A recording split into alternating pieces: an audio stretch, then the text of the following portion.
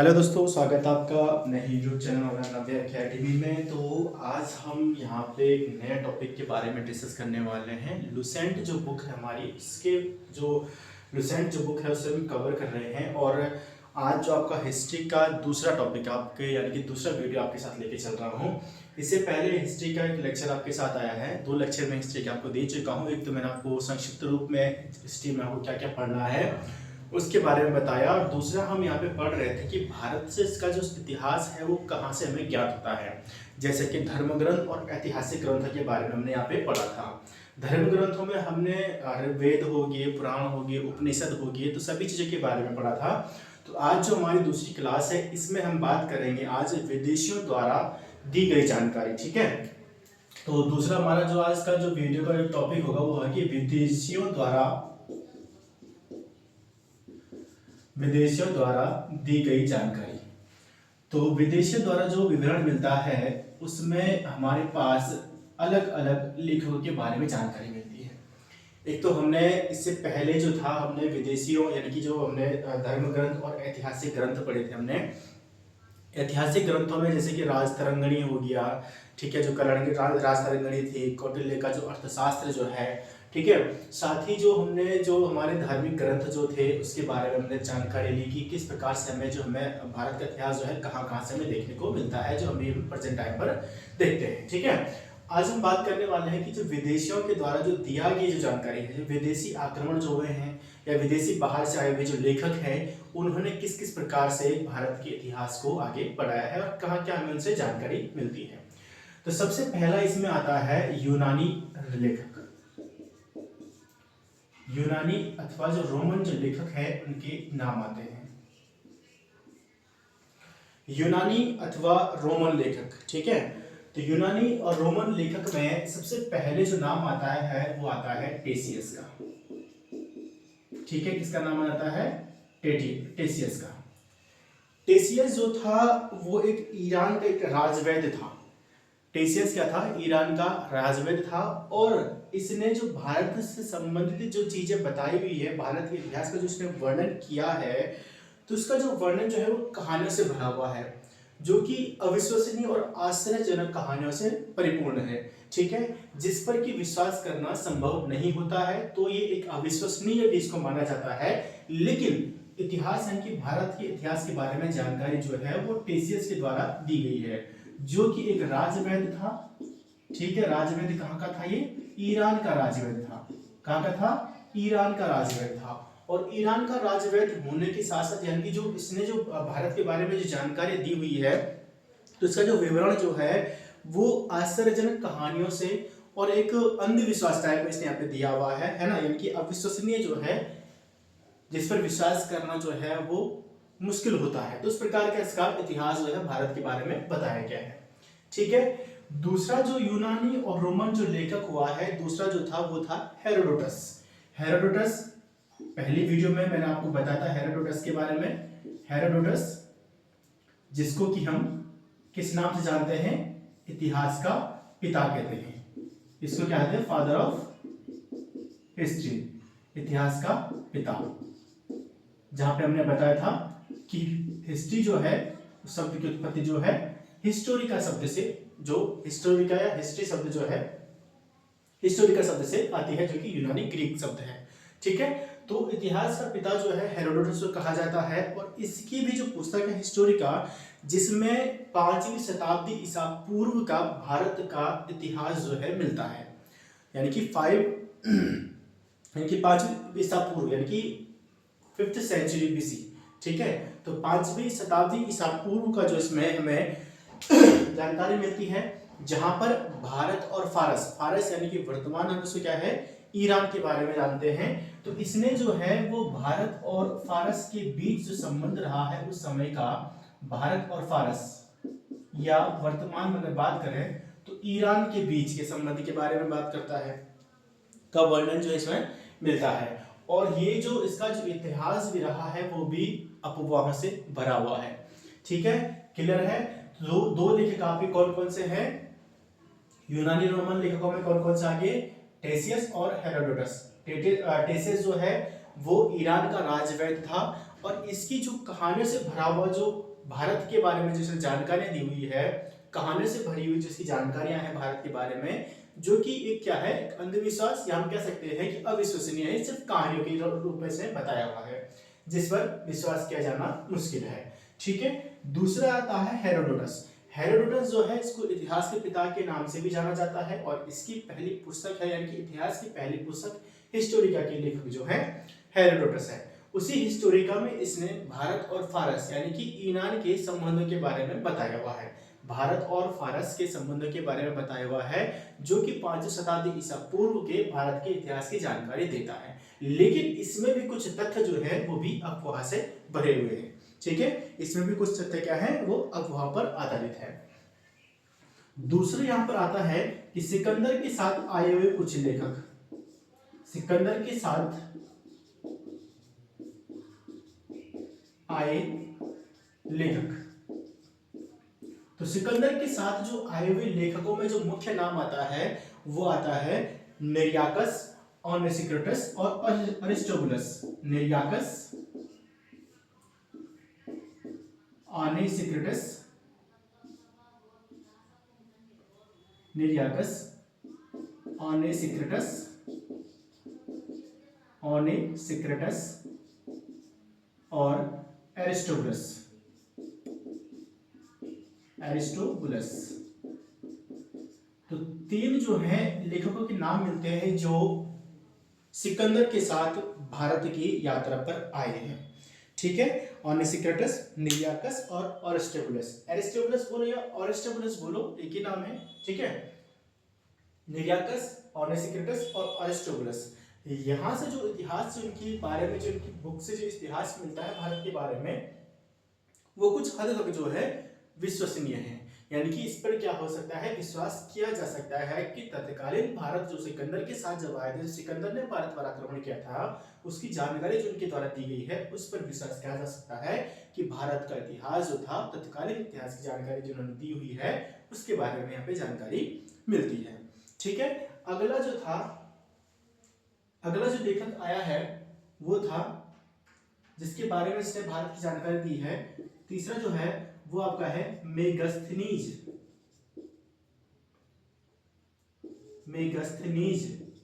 Megasthenes जो था वो चंद्रगुप्त मौर्य यानी कि मौर्य वंश के संस्थापक चंद्रगुप्त मौर्य के दरबार में आया था। चंद्रगुप्त मौर्य के दरबार में आया था। चंद्रगुप्त मौर्य जो था उस समय, यानी कि धननंद जो था, उसी समय भारत पर आक्रमण हुआ था सिकंदर का जब आक्रमण हुआ तो वो जो विश्व विजेता की जो उसने एक दिमाग में जो ठानी थी, एक जो उसका ध्येय था कि विश्व विजेता बनना है, तो उसमें जब अलग अलग जगह पर जाकर युद्ध लड़ने शुरू किया उसने, तो उसकी सेना जब पूर्ण रूप से हार गई थी या थक गई थी, तो व्यास नदी को पार करने से उन्होंने इनकार कर दिया। जिसके बाद वापस जो था बेबीलोन में जाकर सिकंदर की मृत्यु हो जाती है। लेकिन जाने से पहले वो अपने सेनापति सेल्यूकस निकेटर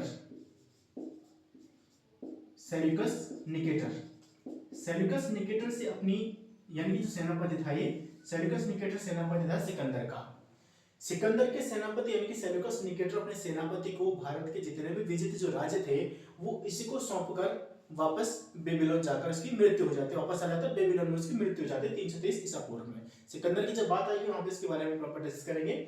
तो इस सेल्यूकस निकेटर का सेनापति था मेगास्थनीज। ठीक है, इसी सेल्यूकस निकेटर ने जब चंद्रगुप्त मौर्य ने इस पर आक्रमण किया, ठीक है, 305 में जब उसने सेल्यूकस निकेटर को हराया तो 305 बीसी में, तो सेल्यूकस निकेटर ने ही अपनी पुत्री का विवाह चंद्रगुप्त मौर्य से कर दिया था। ठीक है, तो इसने चंद्रगुप्त मौर्य यानी कि मौर्यकालीन इतिहास का वर्णन इसका मिलता है और इसकी पुस्तक का नाम है इंडिका नामक पुस्तक में मेगास्थनीज ने चंद्रगुप्त मौर्य के मौर्य वंश की जो प्रशासन जो रहा है, जो राजनीति की व्यवस्था रही है, प्रशासन रही है, इसके बारे में यहाँ पे समाज और संस्कृति के बारे में जानकारी मिलती है मेगास्थनीज की इंडिका से। चंद्रगुप्त मौर्य के दरबार में आया था। चंद्रगुप्त मौर्य के दरबार में कौन आया था? मेगास्थनीज आया था। एक फायान है, ठीक है, वो गुप्त वंश की चंद्रगुप्त प्रथम या द्वितीय जो है, ठीक है, और चंद्रगुप्त मौर्य के दरबार में कौन आया था?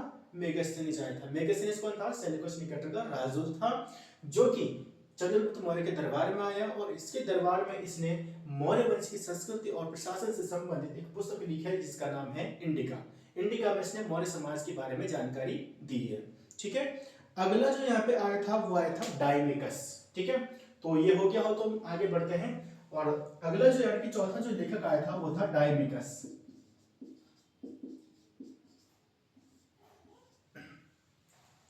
डायमिकस डायमिकस जो था ये आया था, अब देखो चंद्रगुप्त मौर्य के बाद शासक बनता है बिंदुसार।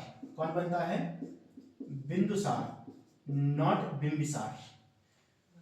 बिंदुसार, बिंबिसार जो है वो हर्यक वंश का था। ठीक है, और बिंदुसार जो है वो आपका मौर्य वंश का रहता है। तो अगला जो लेखक था वो था डायमिकस। डायमिकस जो था वो बिंदुसार के दरबार में आया था और ये जो है कि जो डायमिकस जो था वो सीरियन नरेश जो था आंतियोकस का राजदूत था।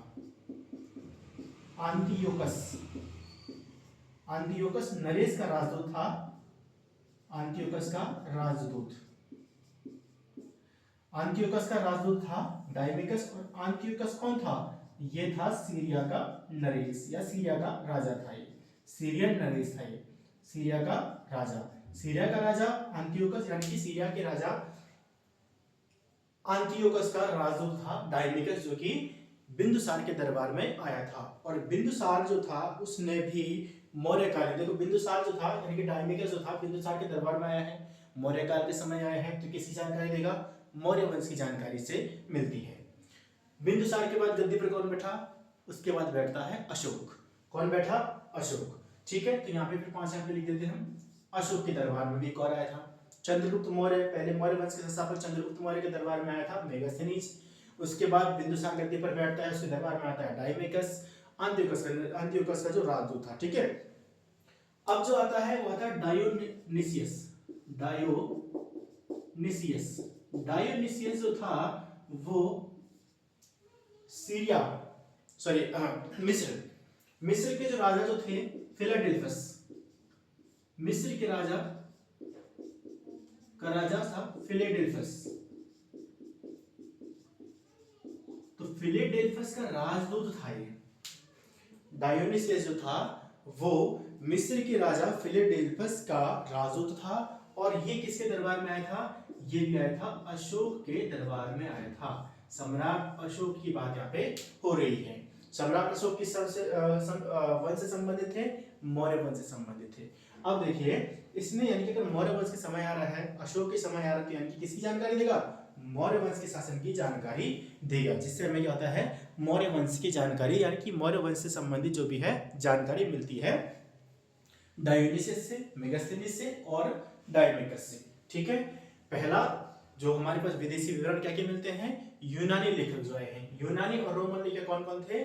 जो आपका टेसियस और हेरोडोटस। टेसियस और हेरोडोटस, टेसियस कौन था? वो ईरान का राजवैद्य था जिसकी कहानियों से भरपूर यानी कि जिसके जो भारत के बारे में जो जानकारी दी है वो कहानियों पर आधारित है, जिसकी एक अविश्वसनीय माना जाता है, उन पर विश्वास नहीं किया जा सकता है। दूसरा कौन था? हेरोडोटस। हेरोडोटस जो था वो हिस्ट्री का जनक इसको कहा जाता है, फादर ऑफ हिस्ट्री कहा जाता है, इतिहास का पिता कहा जाता है। और इसकी पुस्तक जो है हिस्टोरिका, हिस्टोरिका में तत्कालीन भारत और फारस के बीच संबंध यानी कि 5वीं शताब्दी ईसा पूर्व भारत और फारस के संबंध के बारे में जानकारी मिलती है।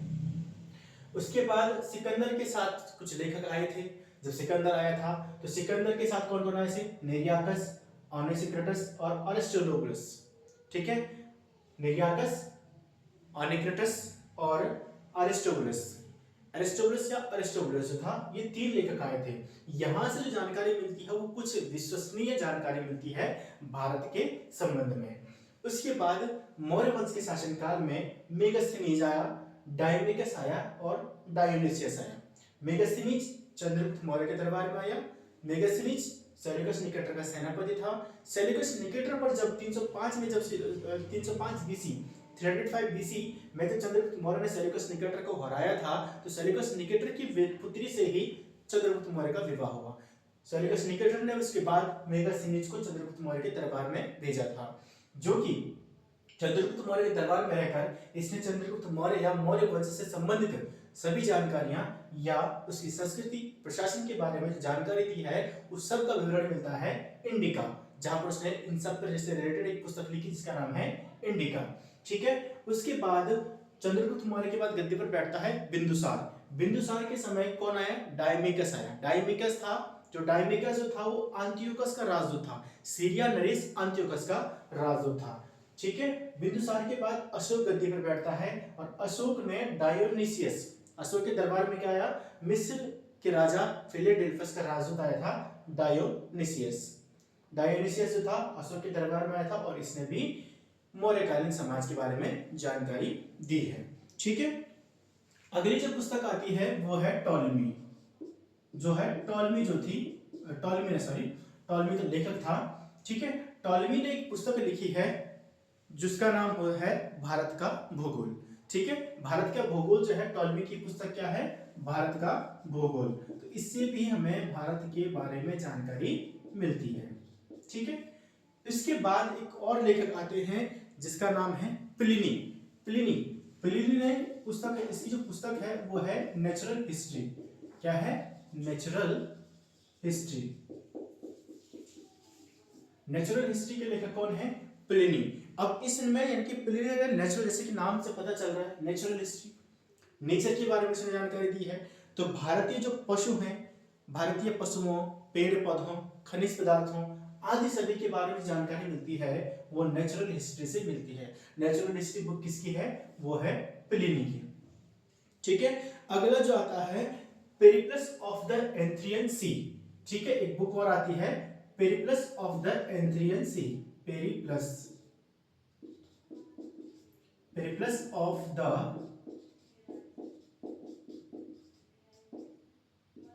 एंथ्रियन Sea. Periplus of the Erythraean Sea. तो Periplus of the Erythraean Sea, इस बुक के लेखक जो है वो अज्ञात है, लेकिन इस बुक से हमें 80वीं शताब्दी के यानी कि 80वीं शताब्दी के सन 80वीं यानी कि 80वीं शताब्दी में हिंद महासागर की यात्रा पर आए हुए इस लेखक के बारे में जानकारी मिलती है। जो इस लेखक ने वर्णन किया है जब ये 80 ईसा पूर्व ईस्वी में जो है भारत की यानी कि हिंद महासागर की यात्रा पर आया था, तो इसने भारत के बंदरगाहों, व्यापारिक मार्गों आदि के बारे में अपनी इस बुक में जानकारी दी है, पेरिप्लस ऑफ द एंथ्रियन सी। लेकिन ये कौन है इसके बारे में भी जानकारी प्राप्त नहीं है कि लेखक कौन था, अज्ञात है लेखक का नाम। ठीक है, यानी कि लेखक है ही नहीं, पता नहीं कौन है, अब इसके बारे में कुछ पता नहीं है। ठीक है, तो पेरिप्लस ऑफ द एंथ्रियन सी, इसमें जो व्यक्ति जो था जिसने इस बुक को लिखा हुआ है उस लेखक का नाम अज्ञात है, लेकिन इसने 80वीं शताब्दी में भारत पर आए यानी कि हिंद महासागर की यात्रा पर आया और इसने उस समय के भारत के व्यापारिक मार्गों और बंदरगाहों आदि का वर्णन जो है इस बुक में किया हुआ है। ठीक है, यहां तक बात क्लियर है। तो ये पहला जो आता है वो हमारे यूनानी एवं रोमन लेखक के बारे में आ जाते हैं। ठीक है, चलिए इसको पहले हटाते हैं, फिर इसके बारे में आगे देखते हैं। अब जो दूसरे लेखक आते हैं, जो हमारा भारतीय के जो विदेशों का विवरण मिलता है यानी कि विदेशी लेखकों का जो विवरण मिलता है, यहाँ पे थोड़ा सा इसको लिख देता हूं मैं पे एक बार रिवाइज करके, विदेशियों द्वारा दी गई जानकारी, ठीक है। तो विदेशियों द्वारा दी गई जानकारी में हमारे पास क्या क्या की, तो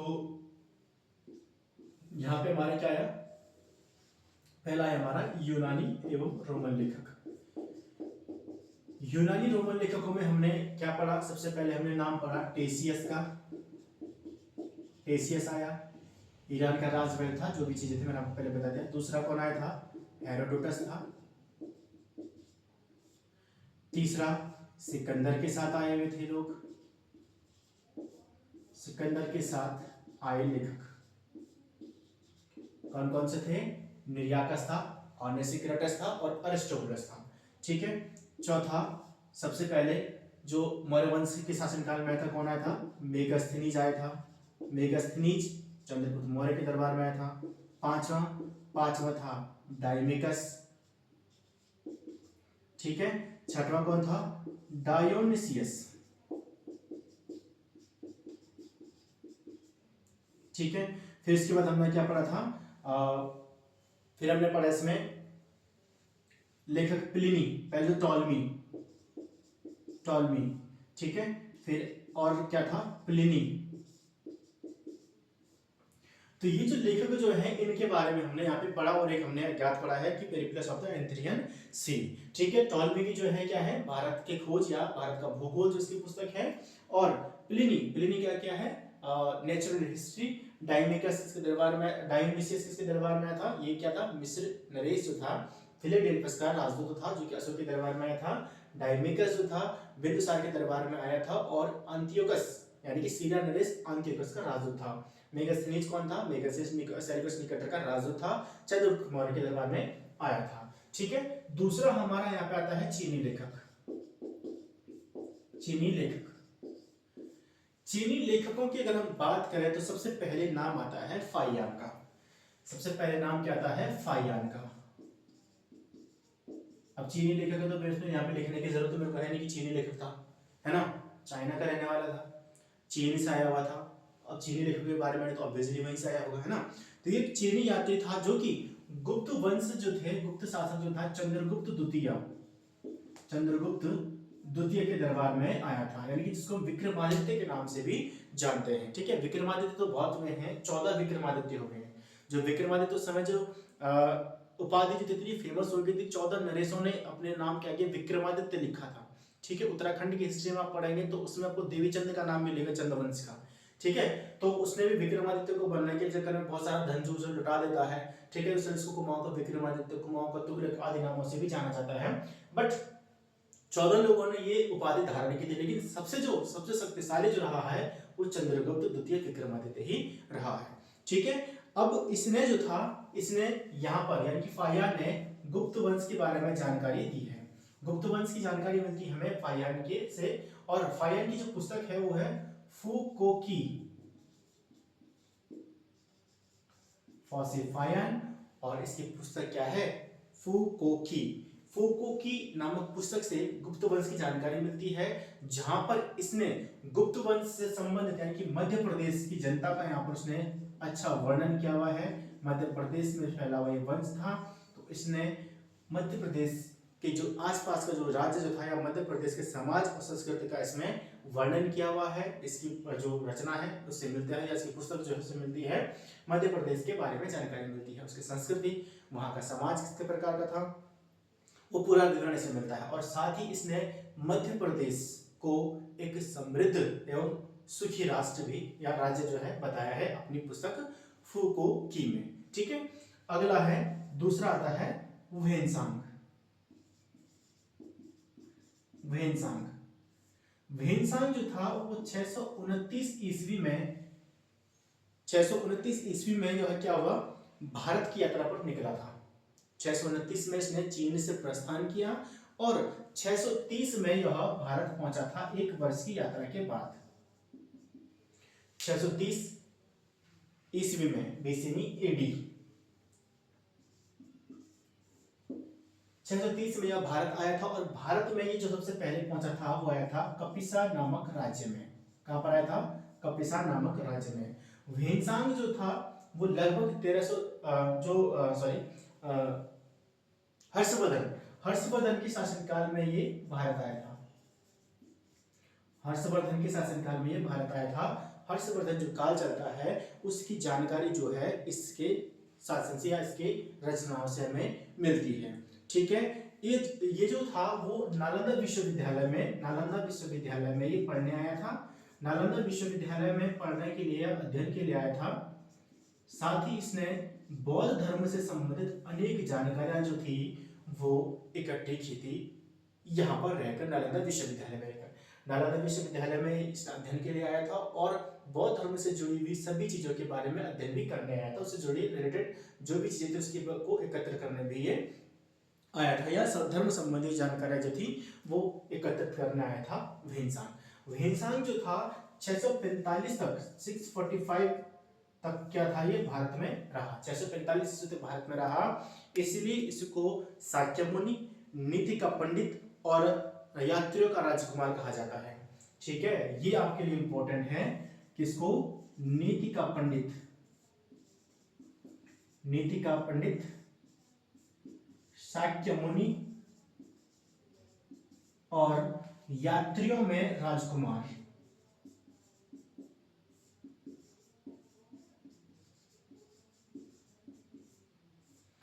यात्रियों में राजकुमार के नाम से इसको जाना जाता है, किसे?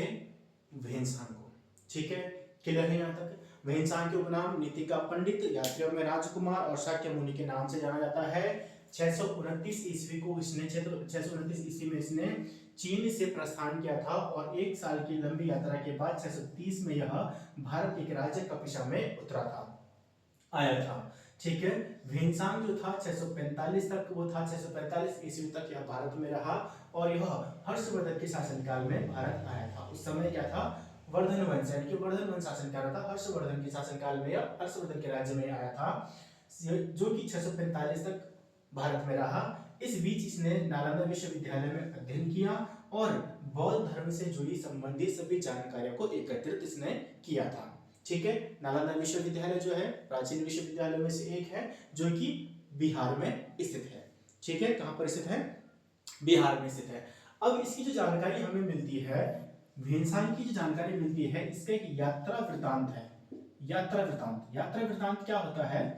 अगर मान लीजिए आजकल जो हो रहा है, अगर हम सिंपल सा इसका सीधे सीधा मतलब अगर देखें तो ब्लॉगर है, जैसे जो जाते हैं ना यात्रा वगैरह जाते तो बताते हैं कि ये यहाँ पे है, इसके बारे में है ना, तो ब्लॉगिंग जो करते हैं तो उसी टाइप का समझे इसको। तो इसने क्या है, एक यात्रा वृतांत लिखा अपना। उस यात्रा वृतांत में 138 देशों का विवरण मिलता है। 138 देशों का विवरण मिलता है, इसने 138 देशों की यात्रा की थी। किसने? वेन्सान है, इसीलिए इसको यात्रियों का राजकुमार कहा जाता है। ठीक है, तो इसका यात्रा वृतांत का नाम है सीयूकी। क्या है? सीयूकी। सीयूकी में इसने हर्षवर्धन कालीन, यानी कि जो हर्षवर्धन कालीन समाज और भारत जो है उसके बारे में यहाँ पे इसने वर्णन किया हुआ है। क्या क्या है? इसने भारत के में से वर्णन किया हुआ है। यहाँ पर भारत के बारे में हर्षवर्धन कालीन समाज, धर्म और राजनीति का इसने वर्णन किया है अपनी पुस्तक सीयूकी में। इसी सीयूकी में उत्तराखंड का भी उल्लेख मिलता है। तो उत्तराखंड का उल्लेख जो मिलता है तो उसने उत्तराखंड को ब्रह्मपुर कहा है।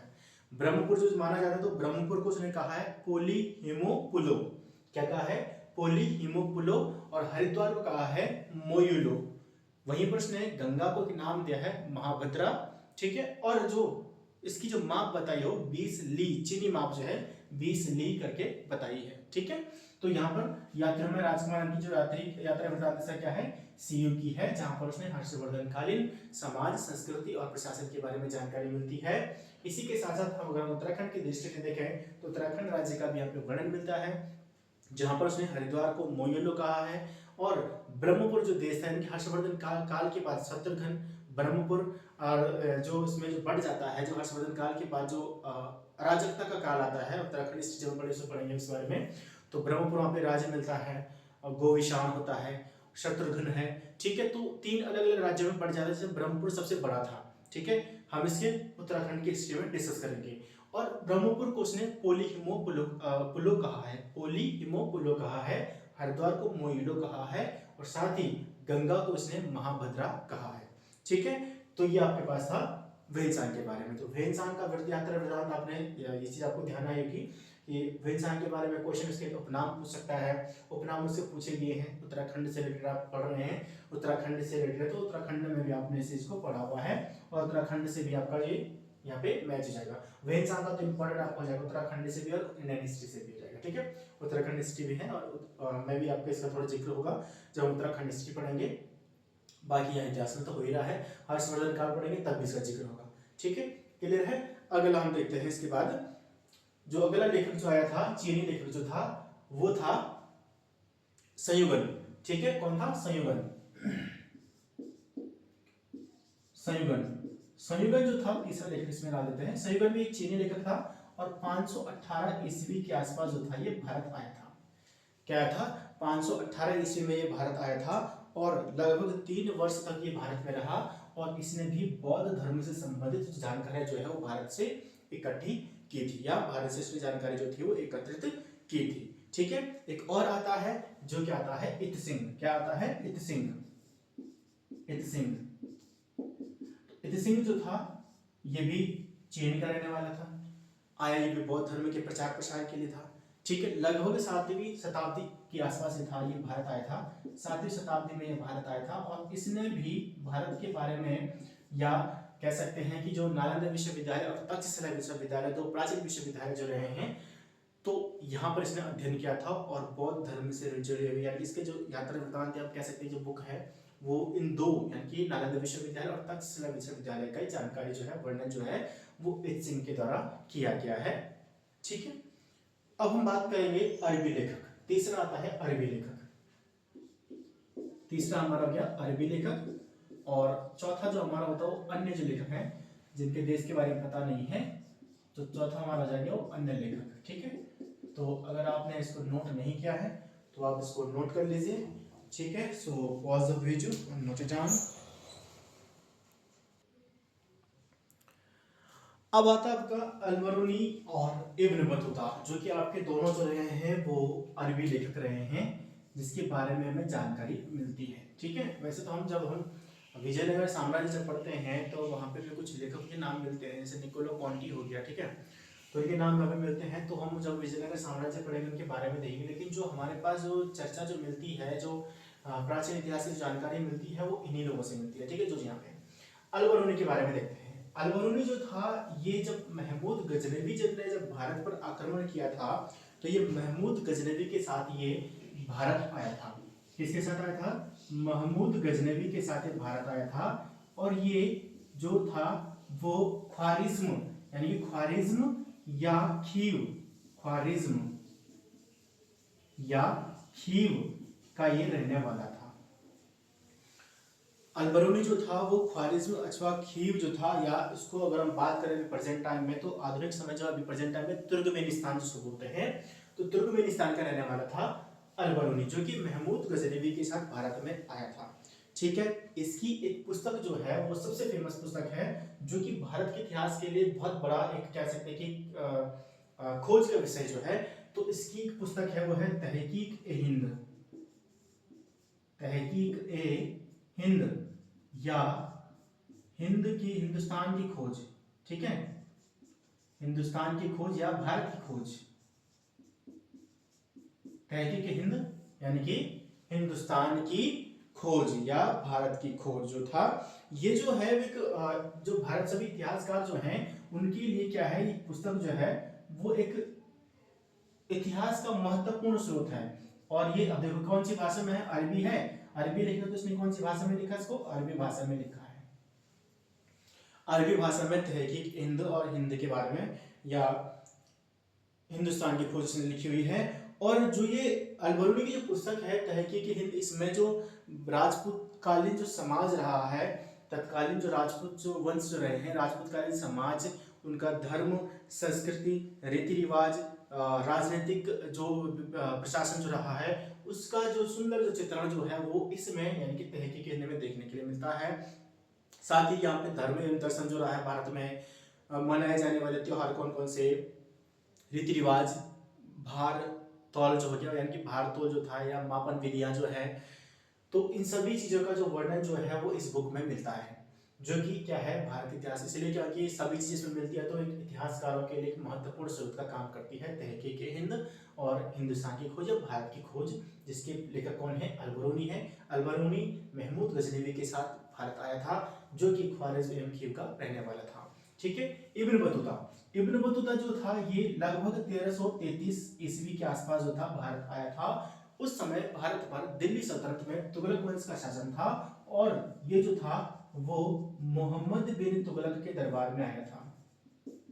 मोहम्मद बिन तुगलक, मोहम्मद बिन तुगलक के दरबार में आया था इब्न बतूता। इसकी एक पुस्तक है रहला, इसने एक पुस्तक लिखी है रहला, जिससे भारतीय इतिहास की जानकारी मिलती है। और इसकी विद्वता, इसकी इंटेलिजेंसी को देखकर मोहम्मद बिन तुगलक इतना प्रभावित हुआ कि इसने इसको दिल्ली बुलाया और इसको दिल्ली का काजी यानी कि न्यायाधीश इसको नियुक्त किया। किसको? इब्न बतूता को। तो इब्न बतूता से रिलेटेड सिर्फ इतना ही है आपके पास। तो इब्न बतूता जो, अब देखो इब्न बतूता, अगर आपके पास क्वेश्चन है कि रहला नामक पुस्तक जो किस भाषा में लिखी है, अगर आपको पता है कि इब्न बतूता कौन से देश से आया हुआ था, अरबी लेखक था, तो अरबी भाषा में उसने रहला लिखी है। ठीक है, रहला जो पुस्तक है इसकी वो 14वीं शताब्दी से लेकर से मैं जो यानी कि 14वीं शताब्दी में भारतीय उपमहाद्वीप का सामाजिक और सांस्कृतिक जीवन किस प्रकार जो था, 14वीं शताब्दी का भारत का सामाजिक सांस्कृतिक जीवन जो था किस प्रकार का था, उसका उसने यहाँ पर चित्रण किया हुआ है। और 1333 के आसपास जो था मोहम्मद बिन तुगलक के दरबार में आया था। इसकी विविधता को देखकर क्या था, इसको मोहम्मद बिन तुगलक के द्वारा ही काजी नियुक्त कर दिया गया था। ठीक है, क्लियर है यहाँ पे, यहाँ तक क्लियर आपके पास। ठीक है, तो अब हम देखेंगे यहाँ पे नेक्स्ट आपका आता है अन्य लेखकों में। अन्य लेखकों में आपका आता है तारानाथ। तो तारानाथ ने 2 ग्रंथ लिखे हैं, पुस्तकें हम बोल सकते हैं। ठीक है, तो वो जो तिब्बती लेखक था, वैसे तो तारानाथ जो था तिब्बती लेखक था, और इसने तयुंगर और कयुंगर या तंग्युर, तंग्युर बोलेंगे, और कंग्युर, तंग्युर और कंग्युर नामक 2 पुस्तकें लिखी हैं, जो कि एक तिब्बती लेखक ये हुआ करता था। ठीक है, मार्को पोलो, मार्को पोलो ने जो 13वीं शताब्दी के आसपास, यानी कि जब मध्यकालीन भारत का इतिहास पढ़ते हैं 13वीं शताब्दी के आसपास में, जो एक पांड्य राज्य हुआ करता था, उस समय जो था उसने भारत की यात्रा की थी, और फिर उसने भारत के बारे में यहाँ पर वर्णन किया हुआ है 13वीं शताब्दी के इतिहास के बारे में। आई होप सो आपको भारत की ये वाली जानकारी बहुत अच्छे से पसंद आई होगी। वीडियो कैसा लगा ये चीज आपको कमेंट बॉक्स में जरूर बतानी है। ठीक है, और साथ ही आपको इससे रिलेटेड जो है, यानी कि जो भी कोई डाउट अगर होता है, ठीक है, जैसे कि फास्ट हो जाता है बोलने में, कि टॉपिक भी कवर करना है पर डे, ये लेके चल रहा हूँ कि पर डे आपका एक टॉपिक कवर हो जाए जब तक आपके एग्जाम होने वाले हैं। ठीक है, तो इसलिए थोड़ा स्पीड में वीडियो हो सकता है, तो अगर कोई भी दिक्कत हो रही हो सुनने में या समझने में, या फास्ट हो रहा, तो आप कमेंट करके बता सकते हैं। ठीक है, क्लियर है। अब हम यहाँ पे पढ़ेंगे इसके पुरातत्व संबंधी साक्ष्य के बारे में। ठीक है, अभी तो विदिशा का विवरण था, पुरातत्व साक्ष्य के बारे में पढ़ते हैं। चौथा और अंतिम जो भारत के इतिहास के बारे में बताता है, वो बताते हैं पुरातात्विक साक्ष्य। ठीक है, ऐतिहासिक ग्रंथ, धर्म ग्रंथ हमने पहले पढ़े लिए हैं। विदेशियों का विवरण हमने अभी देखा है कि विदेशों की तरह क्या क्या चीजें मिलती है, जानकारी कैसे मिलती है, किस किस बुक पे मिलती है। ठीक है, अब हम बात करेंगे यहाँ पर पुरातात्विक साक्ष्य। पुरातात्विक साक्ष्य, अरे यार क्या लिख रहा, पुरातात्विक साक्ष्य। पुरातात्विक साक्ष्यों से भी हमें भारत के इतिहास की जानकारी मिलती है, भारत के इतिहास की जानकारी का पुरातात्विक साक्ष्यों से। ठीक है, पुरातात्विक साक्ष्यों में सबसे पहले जो भारतीय पुरातत्व शास्त्र जो है, उसके पितामह जो हैं पुरातत्व शास्त्र, पुरातत्व शास्त्र के पितामह,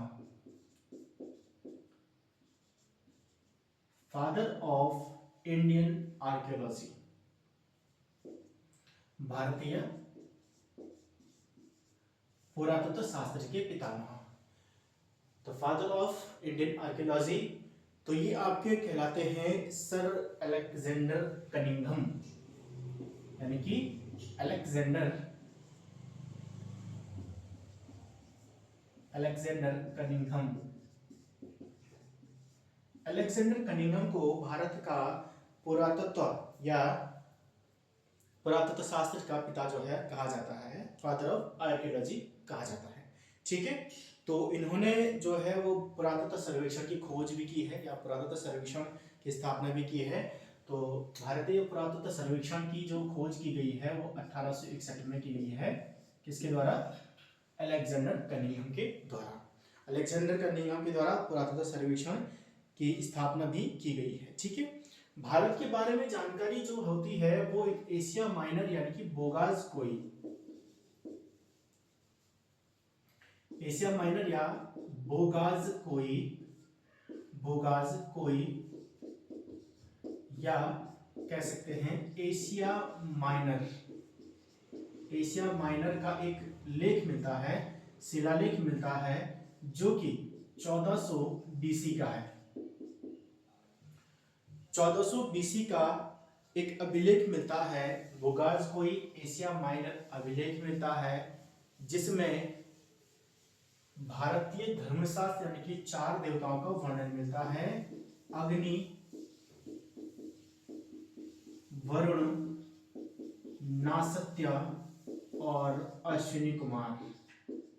तो 4 देवताओं का वर्णन मिलता है किसमें, बोगाज़-कोई। बोगाज़-कोई क्या है, एशिया माइनर, नासत्य, अग्नि को जो नासत्य और अश्विनी कुमार, तो क्योंकि यहाँ पे अश्विनी कुमार जो कि हो गया इंद्र, चौथा आपका इंद्र आ जाएगा। ठीक है, तो बोगासकोई जो वेश्या माइनर का अभिलेख जो है उसमें हमें 1420 ईसा पूर्व का अभिलेख है, और इससे हमें अग्नि, वरुण, नासत्य और इंद्र जो है देवताओं का इसमें नाम मिलता है। ठीक है, दूसरा आपके पास आता है बेसनगर से स्तंभ लेख। बेसनगर स्तंभ लेख, बेसनगर स्तंभ लेख, जो बेसनगर जो स्तंभ लेख है या विदिशा जो है स्तंभ लेख, जो कि क्या है विदिशा। बेसनगर स्तंभ लेख जो है इससे हमें जो हेलियोडोरस था, हेलियोडोरस, देखो हेलियोडोरस,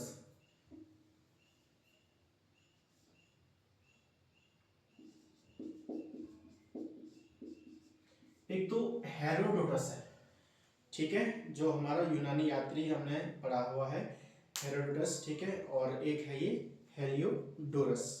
हेलियोडोरस जो है इसके बारे में जानकारी मिलती है, जो कि यमन शासक था, यमन शासक हेलियोडोरस की जानकारी मिलती है बेसनगर स्तंभ लेख से।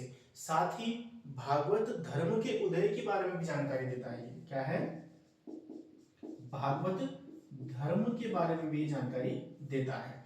कौन सा? बेसनगर स्तंभ यानी कि विदिशा का स्तंभ लेख। भारत के या मध्य भारत का जो भागवत धर्म के विकसित जो हुआ था मध्यकालीन भारत में, मध्य भारत में, उसकी भी जानकारी देता है बेसनगर स्तंभ लेख। ठीक है, हाथी गुम्फा अभिलेख, हाथी गुम्फा अभिलेख, ठीक है, हाथी गुम्फा अभिलेख। अभिलेखों में हमारे पास पुरातत्व साक्ष्य में यही चीजें आएंगी, जैसे कि सिक्के हो गए, है ना, तो सिक्के हो गया, अभिलेख हो गया, तो ये हमारे क्या है, ये पुरातात्विक साक्ष्य हमारे, जिससे हमें भारत के इतिहास की जानकारी मिलती है।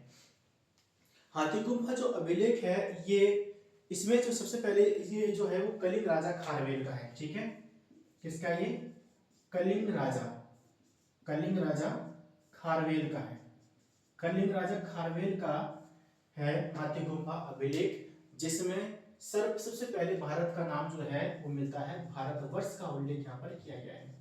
भारत के नाम को जो है भारतवर्ष हमने पहले पढ़ा था, है ना, जब हमने साक्षर के बारे में पढ़ा हुआ है, जब हम भारत के नाम पढ़े हैं, भारत के नाम किस किस से क्या क्या मिलते हैं। ठीक है, तो भारतवर्ष का जो उल्लेख जो है हाथी गुम्फा अभिलेख से मिलता है, जो कि कलिंग राजा खारवेल का है। ठीक है, और कहाँ पर स्थित है ये हाथी गुम्फा अभिलेख? ये आपका है उड़ीसा में। कहाँ पर स्थित है? उड़ीसा में ये स्थित है। क्लियर है? ठीक है, अगला देखते हैं सोहगोरा अभिलेख। सोहगोरा अभिलेख, इसमें सर्वप्रथम हमें दुर्भिक्ष की जानकारी मिलती है। किसकी जानकारी मिलती है?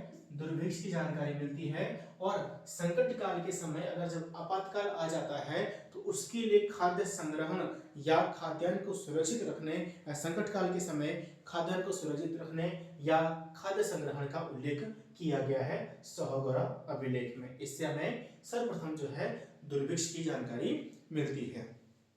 ठीक है, दूसरा है आपके पास भीतरी स्तंभ लेख। ठीक है, 5 हम लेके चलेंगे। भीतरी स्तंभ लेख, भीतरी कनिका हम कह सकते हैं, भीतरी स्तंभ लेख कहेंगे आपके पास, भीतरी कनिका स्तंभ लेख आ जाएगा। ठीक है, भीतरी स्तंभ लेख, भीतरी स्तंभ जो लेख है ये आपका है स्कंदगुप्त का। ठीक है, क्या है? स्कंदगुप्त का, और इसको हम जूनागढ़ अभिलेख भी आपको कहीं कहीं नाम मिल जाएगा इसका, जूनागढ़ अभिलेख। क्लियर है? क्या हो जाएगा? जूनागढ़ अभिलेख भी नाम मिल जाएगा। भीतरी स्तंभ लेख जो है ये आपका स्कंदगुप्त का है, जिसको जूनागढ़ अभिलेख के नाम से जाना जाता है, और स्कंदगुप्त के भीतरी कनिका या भीतरी स्तंभ लेख से ही भारत पर हूणों के आक्रमण की जानकारी मिलती है। तो इससे क्या होते हैं? हूणों के आक्रमण की जानकारी मिलती है। स्कंदगुप्त जो था उसी के समय में हूणों का आक्रमण होता भारत पर। ठीक है, और जब स्कंदगुप्त का आक्रमण भारत पर होता है तो ये जो भारत जो था, उत्तराखंड जो था, वो उस समय स्कंदगुप्त के अधीन था। ठीक है, तो अब उसके दिन था, यानी कि उत्तराखंड पर भी उनका आक्रमण हुआ है। ये भी हमारे पास डिस्कशन करने के लिए मिलेगा उत्तराखंड की हिस्ट्री में। तो भीतरी स्तंभ अभिलेख या भीतरी कनिका स्तंभ लेख जो है वो किसका है, वो है स्कंदगुप्त का, जिसको हम जूनागढ़ अभिलेख के नाम से भी जानते हैं। और इससे हमें, यानी कि जो भीतरी स्तंभ लेख है, इससे हमें हुणों के आक्रमण की जानकारी मिलती है। ठीक है, अगला है ऐरण अभिलेख, भानुगुप्त का है ऐरण अभिलेख। ठीक है, छठवां है ऐरण अभिलेख। ऐरण अभिलेख, ऐरण अभिलेख जो है वो है भानुगुप्त का। किसका है, भानुगुप्त का है ऐरण अभिलेख। और भानुगुप्त के ऐरण अभिलेख से ही हमें सबसे पहले सती प्रथा की जानकारी मिलती है। किसी जानकारी मिलती है, भानुगुप्त के ऐरण अभिलेख से सती प्रथा की जानकारी से मिलती है। और भानुगुप्त का ऐरण अभिलेख जो कहां पर स्थित है, मध्य प्रदेश में स्थित है। ठीक है, अगला आपके पास आता है मंदसौर अभिलेख। मंदसौर अभिलेख, मंदसौर अभिलेख, इसमें रेशम व्यापारी और बुनकरों की जानकारी मिलती है। मंदसौर अभिलेख में रेशम बुनकर की श्रेणियों या जानकारी, रेशम व्यापारी और बुनकरों की श्रेणी की जानकारी जो है वो मंदसौर अभिलेख से मिलती है। साथ ही जो मालवा नरेश जो था यशोवर्मन, तो मालवा नरेश यशोवर्मन का ये लेख आपको यहाँ पे देखने को मिलता है, या उनके बारे में जानकारी इसमें मिलती है मंदसौर अभिलेख से।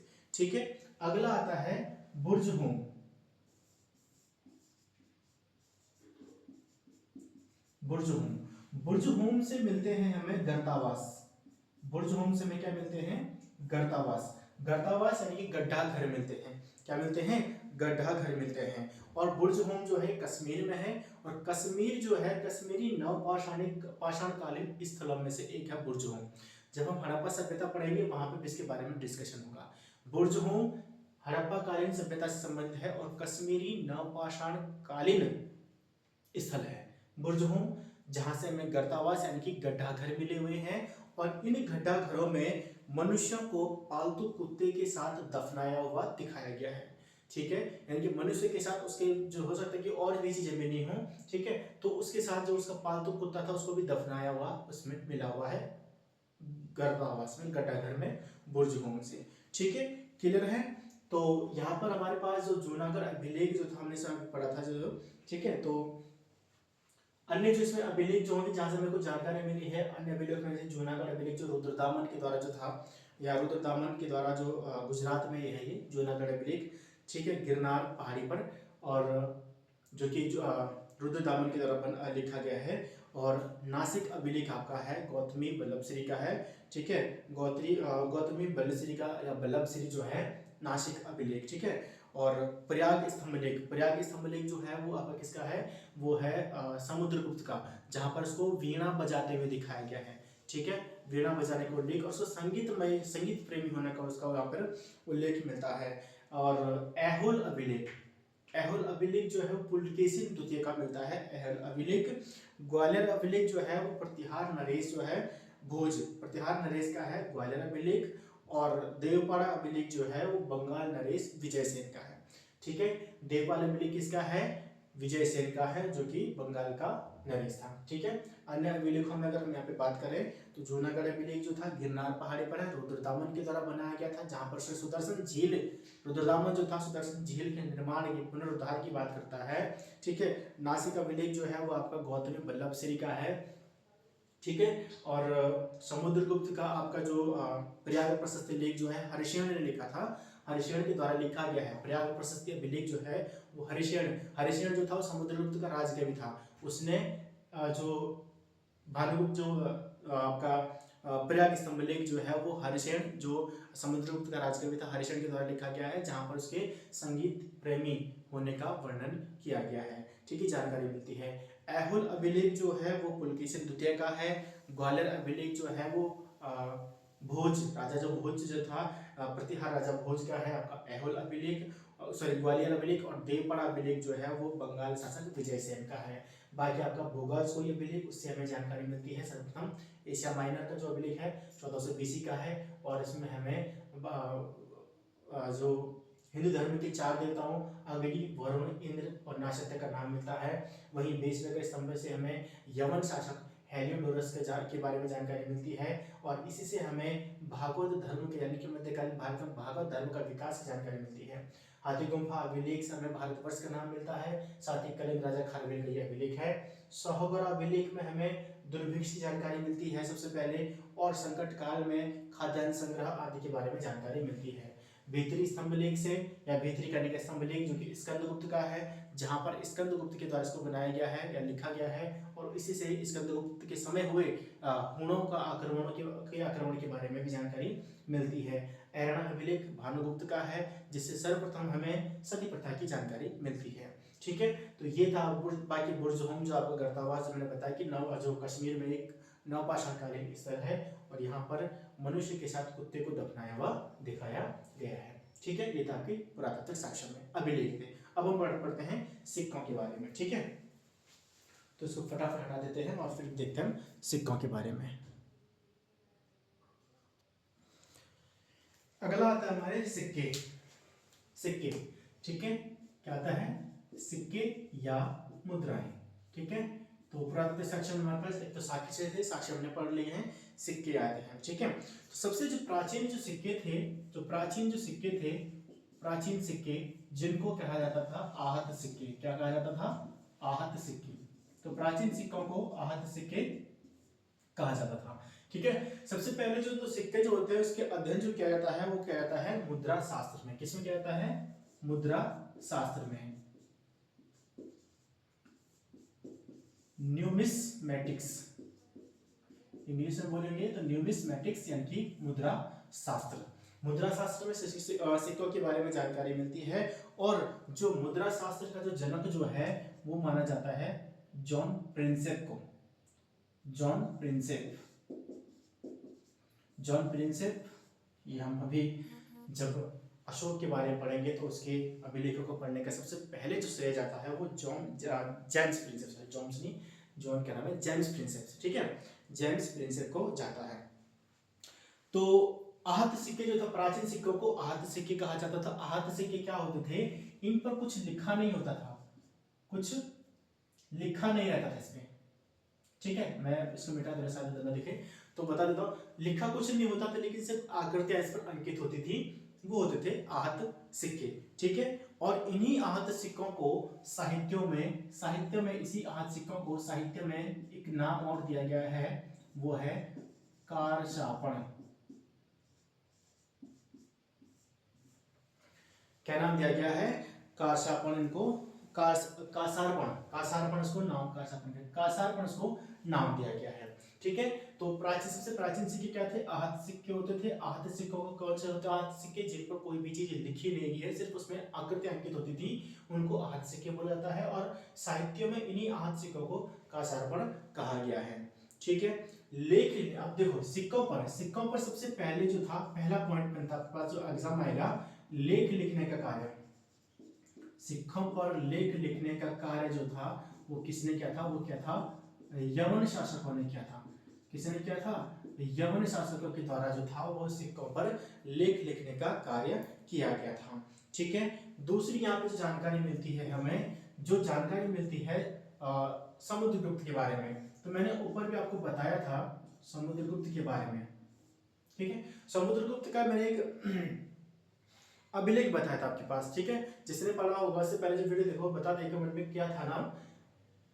प्रयाग प्रशस्ति लेख, हरिशयन का प्रयाग प्रशस्ति लेख, जहां पर उसको संगीत प्रेमी बताया गया है, और समुद्रगुप्त के जो सिक्के हैं उस पर उसको वीणा बजाते हुए दिखाया गया है।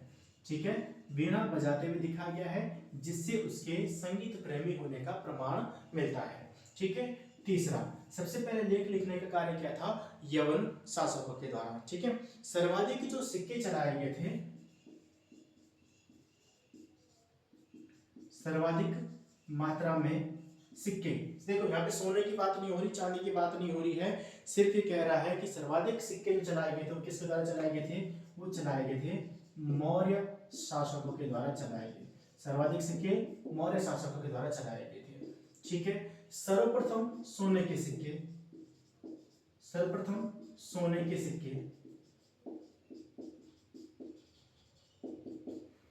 ठीक है, सबसे पहले सोने के सिक्के किसने चलाए थे?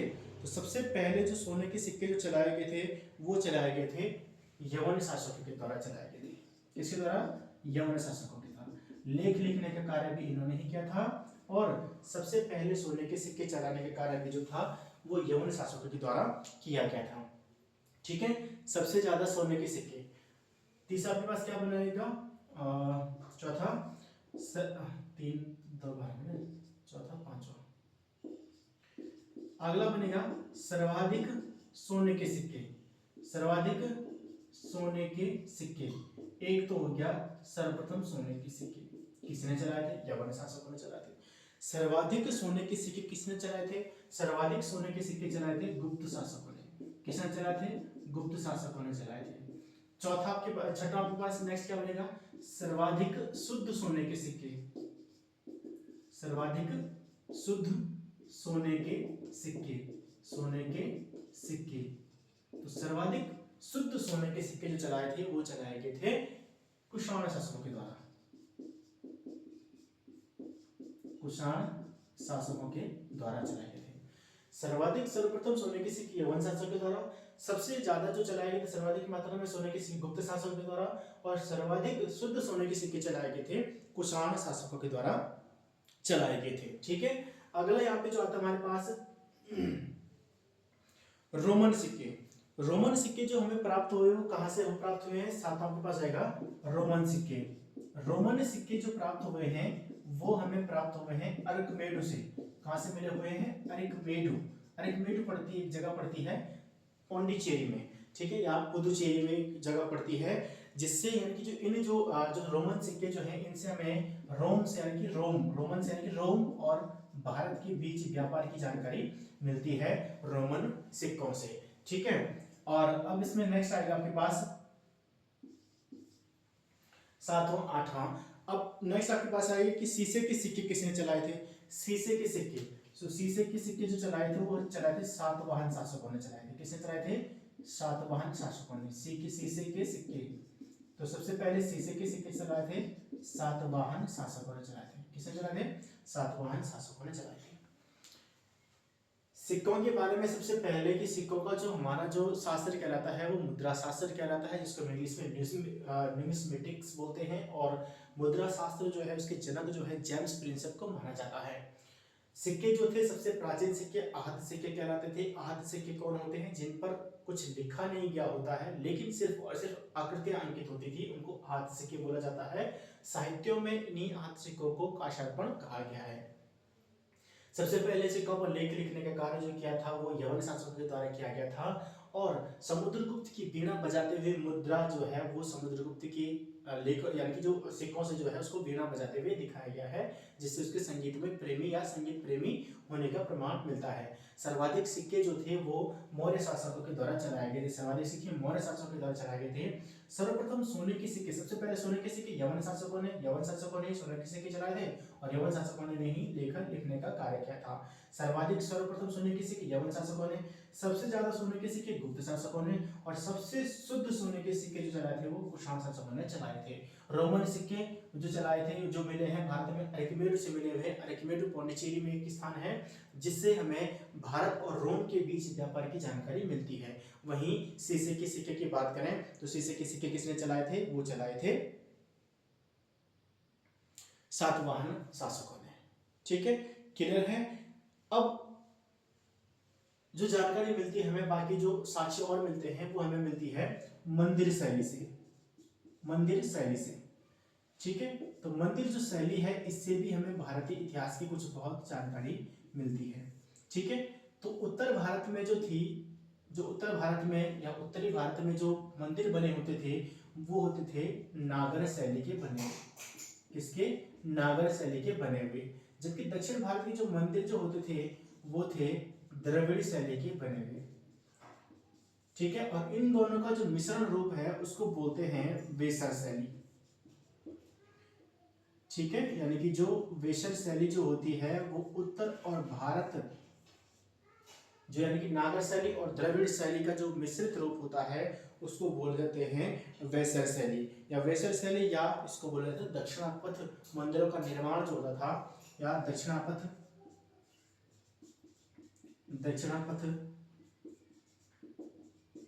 मंदिरों का निर्माण ये होता था, ये किया जाता था वैसर शैली में। क्लियर है? ठीक है। मंदिर शैली जो है वही हमारा पुरातात्विक साक्ष्य के अंतर्गत आ जाएगा, जहां पर उत्तर भारत में निर्मित मंदिरों की जो है वो नागर शैली है, जबकि दक्षिण भारत में निर्मित मंदिरों के लिए द्रविड़ शैली का प्रयोग किया जाता था। जबकि इन दोनों का मिला जुला रूप जो होता था, नागर शैली और द्रविड़ शैली का मिला जुला रूप वेसर शैली कहलाता है, और इस वेसर शैली में दक्षिणापथ मंदिरों का निर्माण किया जाता है। ठीक है। एक शब्द यहाँ पे आपके पास लुसेंट में दिया गया है, पंचायतन। पंचायतन शैली, तो पंचायतन जो है ये भी मंदिर निर्माण की ही शैली है। पंचायतन क्या है? ये भी क्या है? मंदिर निर्माण की शैली है या मंदिर निर्माण से संबंधित है। तो कोई भी मंदिर पंचायतन मंदिर कब कहलाएगा? जब कोई मुख्य मंदिर चार जो छोटे छोटे मंदिरों से घिरा हुआ हो तो उसको बोला जाता है पंचायतन मंदिर। यानी कि जब एक मुख्य मंदिर जो है चार सहायक मंदिरों से घिरा हुआ होता है तो उसको बोला जाता है पंचायत शैली का मंदिर, उसको बोला जाता है। ठीक है। मुख्य मंदिर जब चार सहायक मंदिरों से घिरा हुआ हो उसको पंचायत शैली का मंदिर कहा जाता है। ठीक है। यहाँ पे बात करें अगर पंचायतन के उदाहरण जो है, जैसे कंदरिया महादेव मंदिर हो गया जो कि आपका खजुराहो में है। ठीक है। और ब्रह्मेश्वर मंदिर है आपका भुवनेश्वर में हो गया, लक्ष्मण मंदिर आपका खजुराहो में हो गया, और लिंगराज मंदिर भुवनेश्वर का हो गया। ठीक है। दशावतार मंदिर देवरगढ़ मध्य प्रदेश में आपका जाता है। ठीक है। गोंडेश्वर मंदिर आपका महाराष्ट्र में आ जाता है, जो कि पंचायतन शैली के बने हुए मंदिर हैं। ठीक है। अब हम बात करते हैं थोड़ा अलग, यानी कि जो अन्य जो हमारे जो किस किस से हमें जानकारी, जो अन्य सामाजिक साहित्यिक ग्रंथ जो है जहाँ से हमें जानकारी मिलती है भारत के इतिहास के बारे में। ठीक है। तो इसको हटा देते हैं, पहले इसको मिटा देते हैं।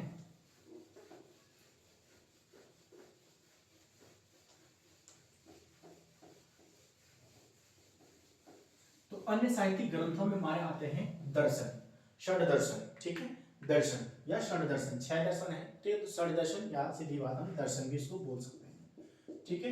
अन्य साहित्यिक ग्रंथों में आपके पास आते हैं दर्शन। दर्शन में आपके पास कुछ ज्यादा नहीं आएगा। तो दर्शन क्या है? हमारे 6 है, इसलिए इसको षड दर्शन भी बोला जाता है। तो जैसे कि दर्शन में क्या क्या चीज हो जाएगी, उनके नाम पूछ लेता है, जैसे कि योग दर्शन, सांख्य दर्शन,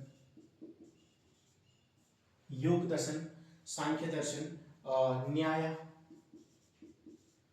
इनके प्रवर्तक के बारे में आपसे क्वेश्चन पूछ लेगा। न्याय हो गया, वैशेषिक हो गया, वैशेषिक हो गया, पूर्व मीमांसा, पूर्व मीमांसा, उत्तर मीमांसा, पूर्व मीमांसा, उत्तर मीमांसा। तो 6 आपके ये हो जाएंगे आपके दर्शन, षड दर्शन के नाम से इनको जाना जाता है। ठीक है। तो ये योग देखो, योग के बारे में, योग के गुरु क्या है? रामदेव। उनकी संस्था का नाम क्या है? पतंजलि। ठीक है। तो क्या है? पतंजलि। योग दर्शन के प्रवर्तक कौन है? पतंजलि। सांख्य दर्शन के कौन है? सांख्य दर्शन के आपके कौन हो जाएंगे? कपिल मुनि। ठीक है। सांख्य दर्शन के हो जाएंगे कपिल मुनि, ये क्वेश्चन पूछा गया है कपिल मुनि का। न्याय दर्शन के कौन हो जाएंगे? गौतम। ठीक है, ये पूछा गया है। वैशेषिक, वैशेषिक क्या क्या हो जाएगा? वैशेषिक का हो जाएगा कणाद। क्या है? कणाद। पूर्व मीमांसा, पूर्व मीमांसा का हो जाएगा जैमिनीय।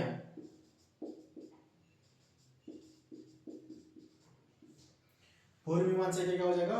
जैमिनी या जैमिनीय, जैमिनी। और उत्तर, उत्तर मीमांसा, उत्तर यानी कि उत्तर के बाद, बादरायण। तो ये जाएगा आपके षड दर्शन। षड दर्शन जो कौन कौन से 6 दर्शन कौन कौन से हमारे वो हैं? योग, सांख्य, न्याय, वैशेषिक, पूर्व मीमांसा, उत्तर मीमांसा। क्या है? योग, सांख्य, न्याय और आपका वैशेषिक, पूर्व मीमांसा, उत्तर मीमांसा।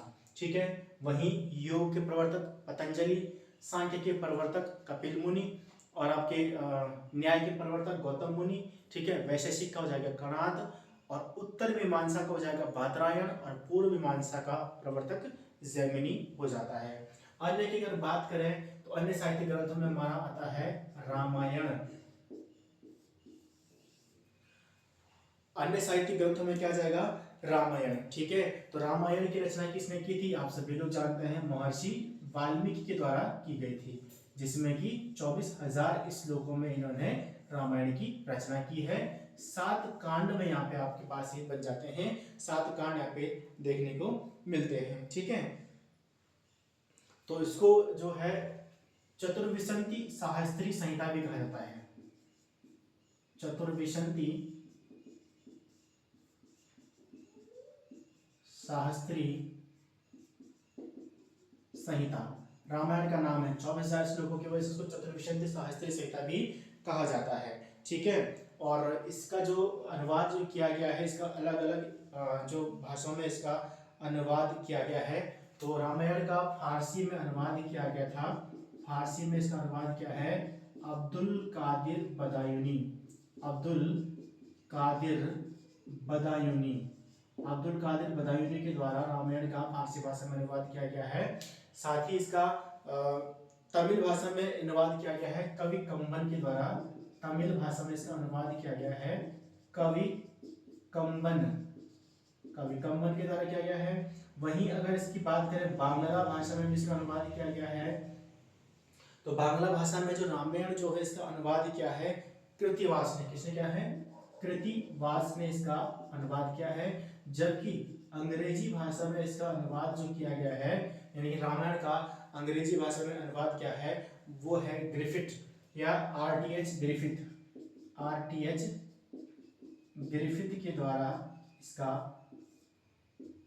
वर्णन किया गया, अनुवाद किया गया है अंग्रेजी भाषा में। ठीक है, तो रामायण भी हमारा क्या है, एक ऐतिहासिक ग्रंथों में या हम कह सकते हैं कि धार्मिक ग्रंथों में हमारा ये आ जाता है। अगला हमारा आता है इसमें जो आएगा महाभारत। महाभारत भी हमारा क्या हो जाएगा, धार्मिक ग्रंथ ही है ना।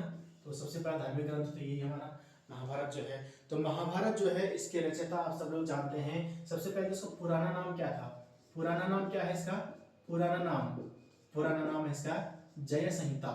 क्या है, जय संहिता है। महाभारत के लेखक कौन है, महर्षि वेदव्यास। ठीक है, महर्षि वेदव्यास जो है वो इसके महाभारत के रचयिता है, और ऐसा माना जाता है कि इसकी रचना जो है वो उत्तराखंड में ही ये की गई थी। ठीक है, इसमें जो है मूलतः जो इसमें 8,800 श्लोक इसमें देखने को मिलते हैं। श्लोक जो इसमें है महाभारत में वो कितने हैं, 8,800 श्लोक हैं।